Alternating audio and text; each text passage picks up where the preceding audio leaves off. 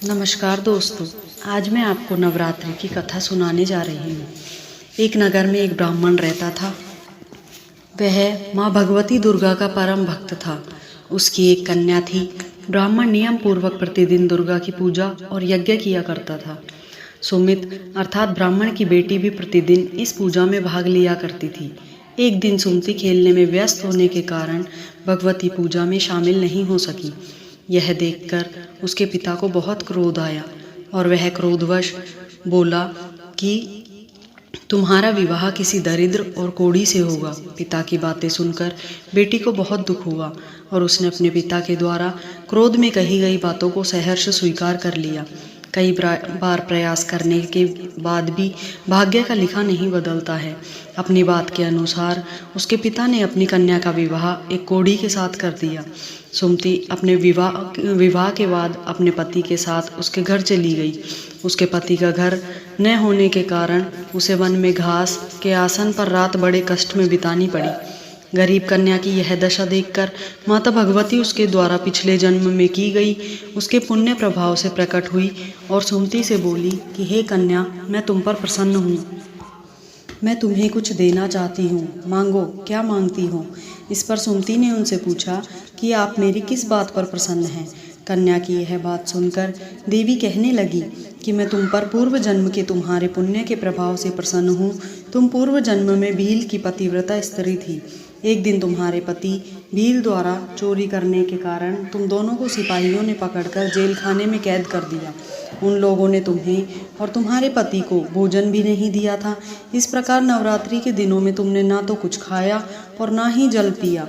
इसलिए 9 दिन तक नवरात्र व्रत का फल तुम्हें प्राप्त हुआ। हे ब्राह्मणी, उन दिनों अनजाने में जो व्रत हुआ, उस व्रत के प्रभाव से प्रसन्न होकर आज मैं तुम्हें मनोवांछित वरदान दे रही हूँ। कन्या बोली कि अगर आप मुझ पर प्रसन्न हैं तो कृपा करके मेरे पति को कोढ़ से दूर कर दीजिए। माता ने कन्या की यह इच्छा शीघ्र ही पूर्ण कर दी। उसके पति का शरीर माता भगवती की कृपा से रोगहीन हो गया। बोलो माँ भगवती दुर्गा की जय। दूसरी कथा। एक पौराणिक कथा के अनुसार नवरात्रि में माँ दुर्गा ने महिषासुर नामक राक्षस का वध करके देवताओं को उसके कष्टों से मुक्त किया था। महिषासुर ने भगवान शिव की आराधना करके अद्वितीय शक्तियाँ प्राप्त कर ली थी और तीनों देव अर्थात ब्रह्मा, विष्णु, महेश भी उसे हराने में असमर्थ थे। महिषासुर राक्षस के आतंक से सभी देवता भयभीत थे। उस समय सभी देवताओं ने अपनी अपनी शक्तियों को मिलाकर दुर्गा को अवतरित किया। अनेक शक्तियों के तेज से जन्मी माता दुर्गा ने महिषासुर का वध करके सबके कष्टों को दूर कर दिया। बोलो माँ भगवती दुर्गा की जय। माँ भगवती दुर्गा की आरती। अम्बे तू है जगदम्बे काली, जय दुर्गे खप्पर वाली, तेरे ही गुण गाएं भारती। ओ मैया हम सब उतारे तेरी आरती। तेरे भक्त जनों पर मैया भीड़ पड़ी है भारी, दानव दल पर टूट पड़ो माँ करके सिंह सवारी।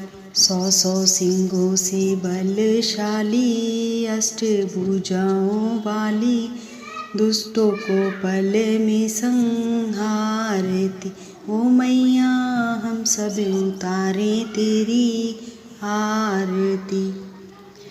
माँ बेटे का है इस जग में बड़ा ही निर्मल नाता, पूत कपूत सुने हैं पर ना माता सुनी को माता। सब पे करुणा दर्शाने वाली, अमृत बरसाने वाली, दुखियों के दुखड़े निवारती। ओ मैया हम सब उतारे तेरी आरती।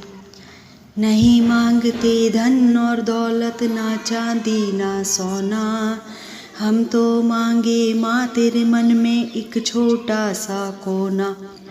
सबकी बिगड़ी बनाने वाली, लाज बचाने वाली, सतियों के सत्य को संवारती। ओ मैया हम सब उतारे तेरी आरती। अम्बे तू है जगदम्बे काली, जय दुर्गे खप्पर वाली, तेरे ही गुण गाएं भारती। ओ मैया हम सब उतारे तेरी आरती।